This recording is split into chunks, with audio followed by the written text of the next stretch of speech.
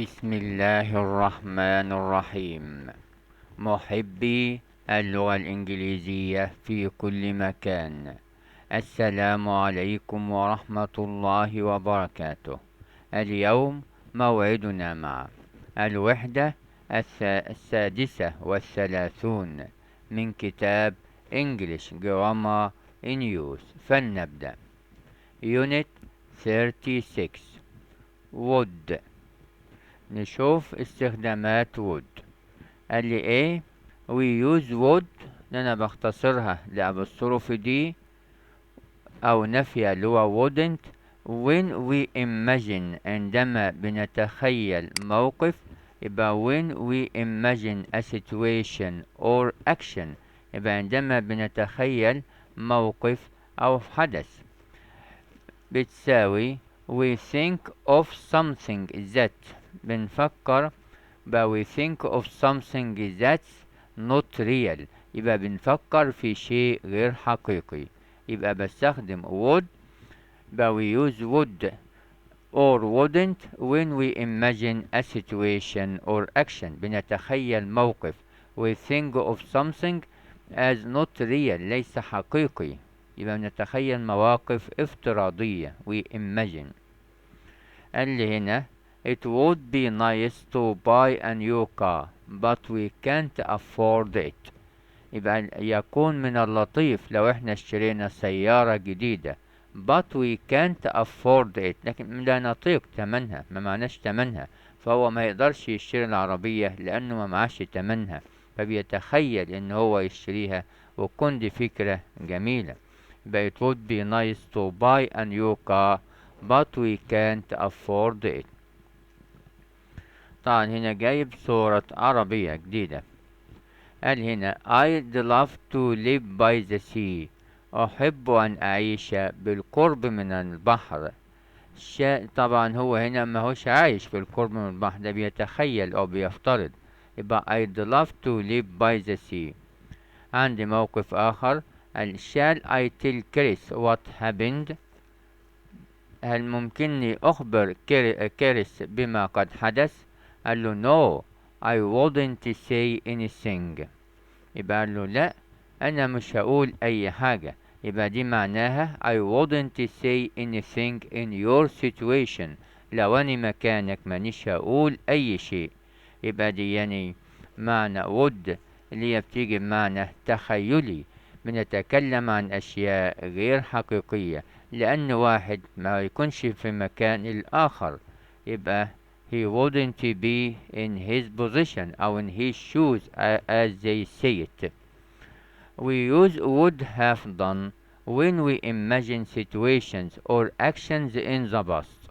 يبقى would طبعا بيجي بعدها المصدر، ده بنتخيل أشياء في المضارع. imagine a situation or action in the present at the present.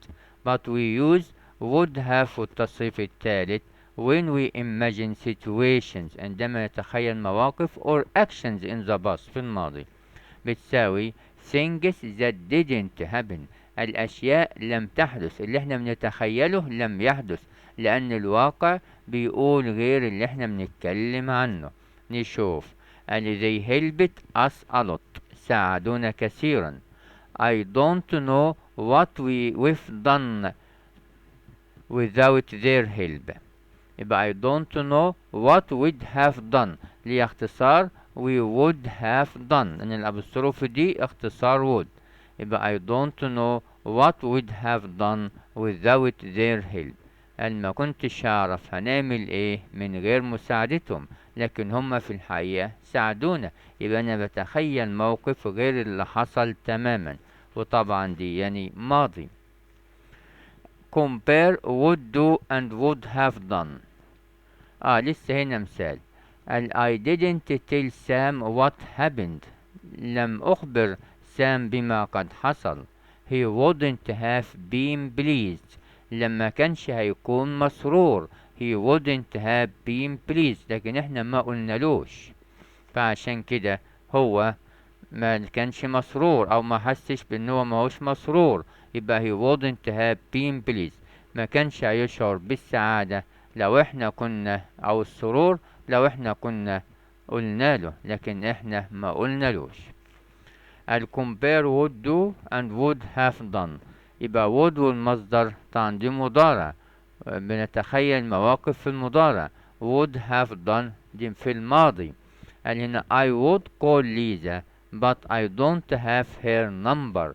This is now مضارع. أنا كان ممكن أتصل بليزا لكن أنا ما معياش رقمها. أنا بتكلم دلوقتي على الوقت الحاضر. ده لو بتكلم على وقت فات أو عدى زي امبارح مثلا أقول I would have called Lisa but I didn't have her number. كان ممكن كنت هتصل بها لكن أنا ما معياش رقمها. دي باست ماضي، وطبعا دي بتعرفني بأن اللي حصل غير اللي تم اللي أنا بتكلم عنه تماما. وأقول كنت هتصل بها، معنى كده أنني ما اتصلت بهاش. ليه ما اتصلت بهاش؟ ما معياش رقمها. مثال آخر I am not going to invite them to the party. أنا لن أدعوهم إلى الحفل. They wouldn't come anyway. لن يأتوا على أي حال. يبقى دي مضارع. I am not going، أنا لن هنا حتى مستقبل. I am not going to invite them to the party. لن أدعوهم إلى الحفل. They wouldn't come anyway. وكده كده ما هماش جايين. They wouldn't come anyway. لن يأتوا على أي حال. طبعا دي now present مضارع حتى مستقبل. هنا I didn't مثال آخر I didn't invite them to the party. أنا لم أدعوهم إلى الحفل. دي ماضي هي. I didn't invite them to the party. They wouldn't have come anyway. ما كانوش هيجوا على أي حال. طبعا دي ماضي. هنقول حتى لو أنا كنت دعيتهم ما كانوش هيجوا، لكن أنا طبعا ما دعتهمش وهم ما جوش. We often use would in sentences with if. أنا دايما بنستخدم would مع الجمل بتاعت if، بالذات في الحالة التانية وفي الحالة التالتة زي ما هنشوف. I would call Lisa if I had her number. كنت أتصل بليزا لو كان معايا تليفونها. طبعا دي الحالة التانية اللي هي بعد if أو ماضي بسيط had her number. جبنا في الجزء التاني بعد فعل الشرط جواب الشرط كان would call. would والتصريف التاني. نشوف المثال اللي بعد كده اللي هو في الحالة التالتة I would have called Lisa if I'd had her number. يبقى I would have called Lisa if I'd had her number. طبعا دي الحالة التالتة اللي هو بعد if جاب ماضي تام اللي هو had لو كنت معايا تليفون رقمها. وبعد كده الجزء التاني ده اللي هو فعل الشرط جواب الشرط جابوا would have والتصريف التالت. طبعا دي بتدل على المضارع، جملة مضارع بتدل على احتمال وإن كان الاحتمال صعب حدوثه، دي اللي هي improbable. أما would have called I would have called Lisa if I'd had her number دي بتتعامل مع الماضي البسيط، ودي بتخيل أشياء غير حقيقية لأن اللي حدث غير الواقع. يقول I would have called Lisa يبقى أنا لم أتصل بها. if I'd had her number يبقى أنا ما معياش تليفونها.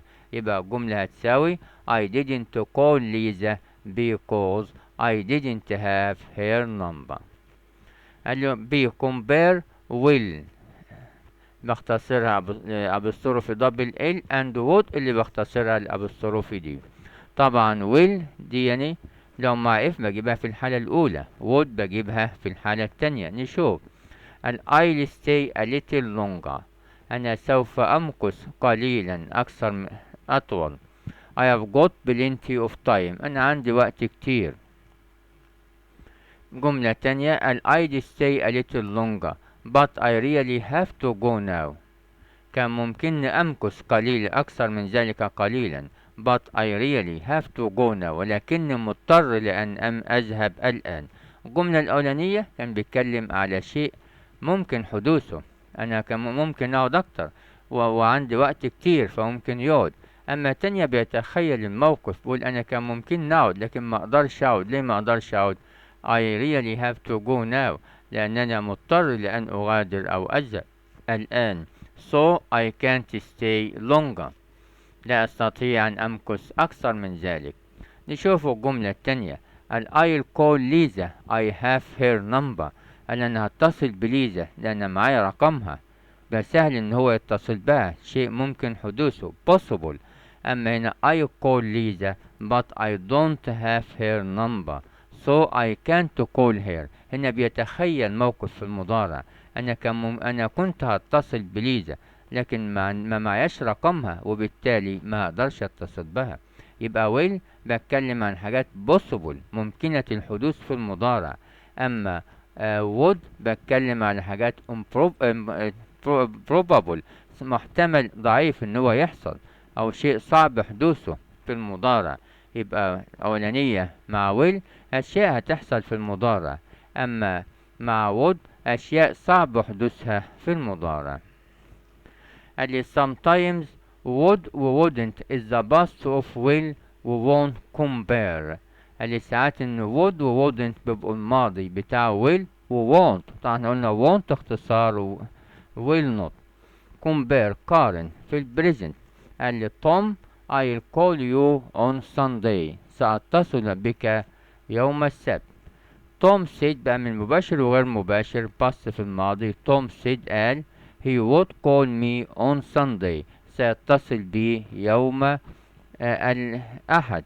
يبقى أنا I'll call you on Sunday سأتصل بك يوم الأحد. Sunday الأحد.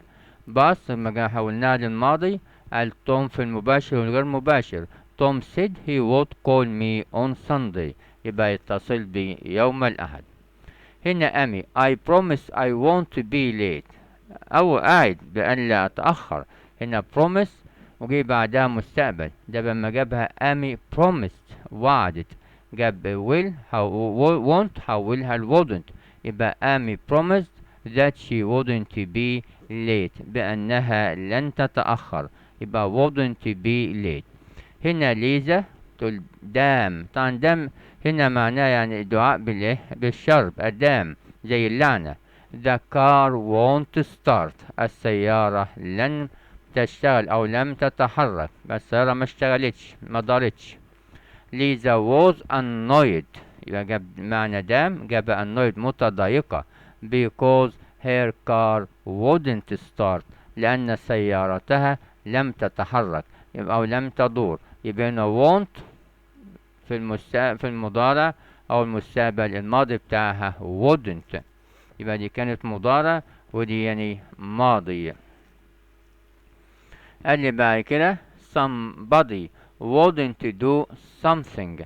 كلمة wouldn't معناها he or she refused to do it، يبقى wouldn't معناها يرفض refuse.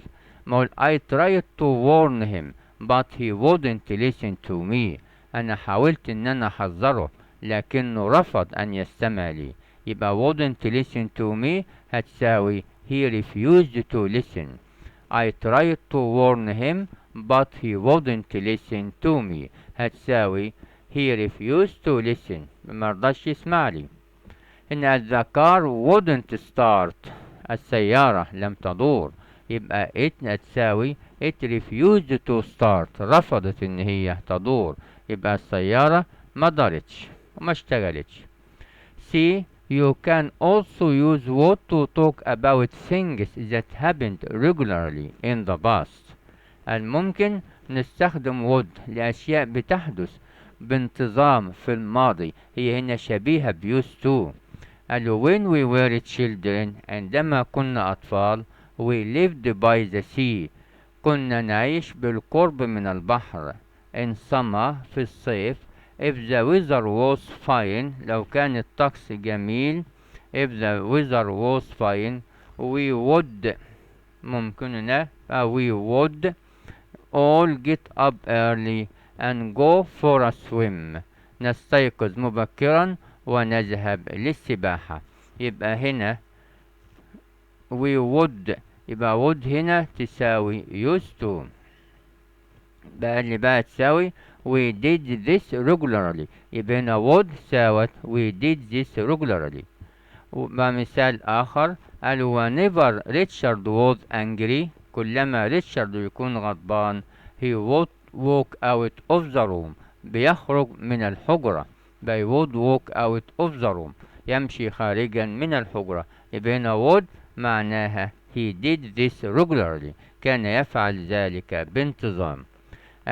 هنا بقى with this meaning مع هذا المعنى would is similar to used to شبيهة used to. قال هنا whenever Richard was angry كل مرة يكون فيها ريتشارد غضبان he used to walk out of the room اعتاد أن يخرج من الحجرة. يبقى هنا would فيها شبه used to اللي بتدل على عادة في الماضي طبعا وانقطعت لأن قال we did this regularly ده في الماضي كان يفعل هذا بانتظام في الماضي وبالطبع لم يعد يفعله الآن أو على الأقل used to بتديني المعنى ده. وشكرا لحضراتكم.